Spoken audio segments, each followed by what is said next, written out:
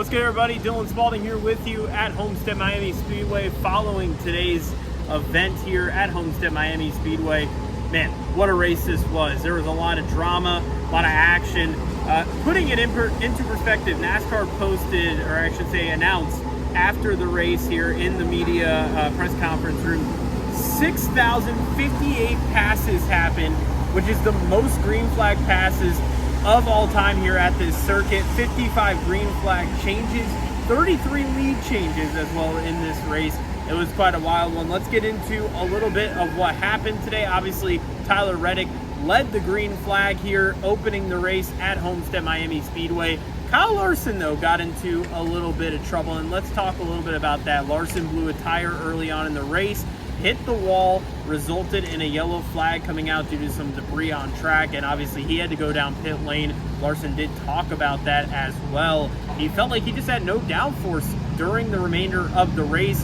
He was able to still keep pace with everyone, but he was kind of more in the back of the top 10, and that definitely created a bit of a challenge for Larson throughout the day. He would have more trouble late into the race, obviously trying to be a little bit aggressive, trying to make a move for the lead. He said he saw a hole, and he was able to try to make a move. Unfortunately, it didn't work out too well. He got clipped by Ryan Blaney, and that would pretty much end the day for the number 5 team in really a race that they battled all day long. They really had a chance, and it felt like that they were going to be able to be a contender late in this race. First up, we got to talk about Reddick here. Incredible, to say the least.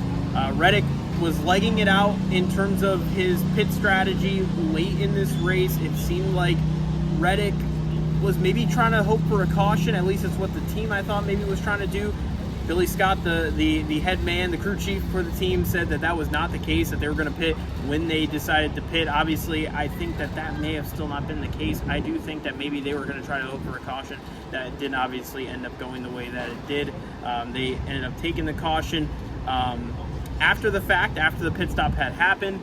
It did end up working out in the favor, and Reddick talked a little bit about this too, that he was able to ride the wall, obviously, on 3 and 4. He had to move around a little bit on 1 and 2, but he was still able to keep that pace up, and he was able to find a way to get the job done. It seemed like some other cars maybe weren't able to kind of find the right groove, find the right line over in turns 1 and 2, which Reddick talked about, and that seemed to play a catalyst in this race.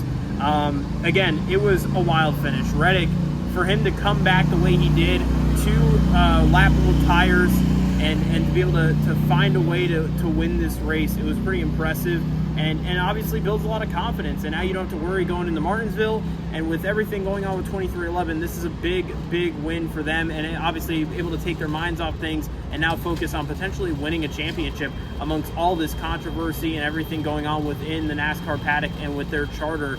It's going to be a pretty wild final 2 weeks here as we get to the championship. So again, right now, as we speak, we have Logano and Reddick confirmed into the playoffs. Heading in the next week, it's going to be wild. Obviously, everybody's been battling for a championship spot. We know how important that is for all these guys who are in the round of 8 still, so it should be a lot of fun. Thank you so much for listening to me here on the Spaulding Sessions. Hopefully, we'll have more of these to come when we're at the track here. Again, you're listening to Auto Racing Digest and myself. Again, I'm the site manager, so go check us all out for all of our content, and we'll see you guys at our next track. Peace.